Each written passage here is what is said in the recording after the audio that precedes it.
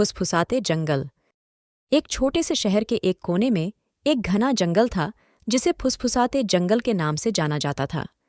कहानियों में कहा जाता था कि वहां आत्माएं कैद हैं।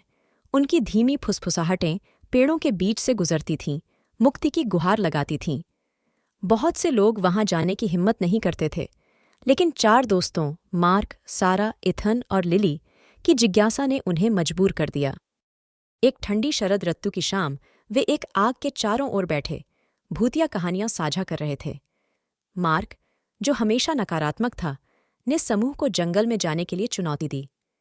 ये बस हवा है, उसने मजाक में कहा, लेकिन उसके दोस्तों ने हिचकिचाते हुए देखा। अंततः सारा ने कहा, चलो इसे साबित करते हैं। हम वहां 1 घंटे रहेंगे और फिर लौटेंगे। अगर हम कुछ भूतियां सुनते हैं तो तुम हमें डिनर दोगे। हिचकिचाते हुए मार्क ने सहमति जताई। टॉर्च और साहस के साथ उन्होंने अंधेरे पेड़ों में प्रवेश किया। जैसे जैसे वे गहरे जाते गए, पेड़ों की छत मोटी होती गई, जिससे अंतिम शाम की रोशनी भी बंद हो गई। हवा भारी हो गई और एक अजीब सन्नाटा उन्हें घेरने लगा। जैसे ही वे चल रहे थे, उन्होंने धीमी फुसफुसाहटें सुननी शुरू कीं। पहले तो उन्होंने इसे अपनी कल्पना समझा, लेकिन फुसफुसाहटें और स्पष्ट होने लगीं। हमें मदद करो, मदद करो। ऐसा लगता था जैसे पेड़ खुद जीवित हैं, उनकी छाल में कराहते चेहरे बन रहे हैं। मार्क की हिम्मत कम होती जा रही थी। दोस्तों, शायद हमें वापस लौटना चाहिए, उसने कहा, लेकिन बाकी लोग अजीब खींचतान में आगे बढ़ते रहे। वे एक क्लीयरिंग में पहुंचे जहां एक पुराना टेढ़ा मेढ़ा ओक खड़ा था। इसकी जड़ में उन्हें एक पुराना पत्थर मिला जिस पर अजीब चिन्ह बने थे। लिली ने घुटने टेककर उन चिन्हों को छूने लगी। मुझे लगता है ये एक चेतावनी है। अचानक हवा तेज हो गई, पत्ते उनके चारों ओर घूमने लगे, फुसफुसाहटें बेचैन चीत्कारों में बदल गईं। हमें मदद करो, हमें मुक्त करो। दोस्तों ने चिंतित नजरें एक दूसरे पर डालीं। मार्क साहस का एक झोंका महसूस करते हुए चिल्लाया, तुम कौन हो? तुम क्या चाहते हो? चीखें बढ़ने लगीं, हवा में गूंजने लगीं।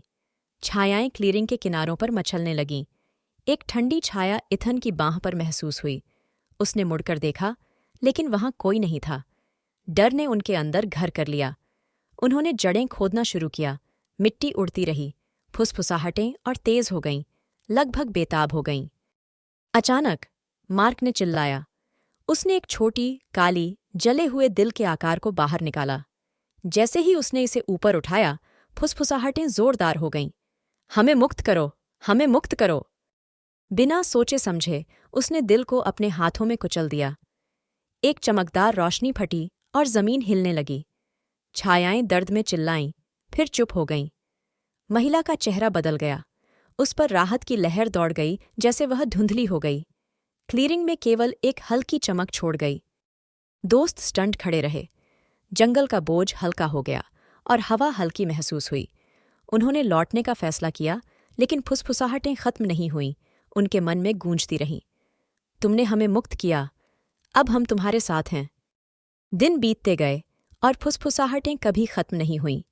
हर रात वे तेज होती गईं और वे उसके अस्तित्व का हिस्सा बन गईं। मार्क को अब सिर्फ छायाएं ही नहीं, बल्कि ठंडी हाथ भी रात में उसे छूने लगे। निराशा में उसने अपने दोस्तों को इकट्ठा किया और फिर से फुसफुसाते जंगल में लौटने का निर्णय लिया, ताकि वे जो किया था उसे वापस कर सकें। लेकिन जंगल बदल चुका था। रास्ता टेढ़ा हो गया, पहचानने में असमर्थ। वे घंटों तक भटकते रहे। अब पेड़ उन पर झुक रहे थे। फुसफुसाहटें ऐसे रहस्य बताती थीं जो वे समझ नहीं सकते थे। आखिरकार वे फिर से क्लीयरिंग में पहुंचे, लेकिन अब यह शांति से भरा नहीं था। ओक का पेड़ मचल रहा था और चारों ओर छायाएं क्रोधित हो रही थीं। उन्हें देर से एहसास हुआ कि उन्होंने आत्माओं को मुक्त नहीं किया था, उन्होंने केवल उनके गुस्से को छोड़ दिया था।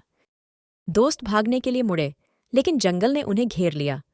मार्क अब उनकी आवाजें सुन सकता था। हजारों, निराशा का एक शोर। तुमने हमें मुक्त किया, अब तुम हमारे हो। जैसे ही वे अंधेरे में दौड़ने लगे, फुसफुसाहटें उन्हें घेर ले गईं।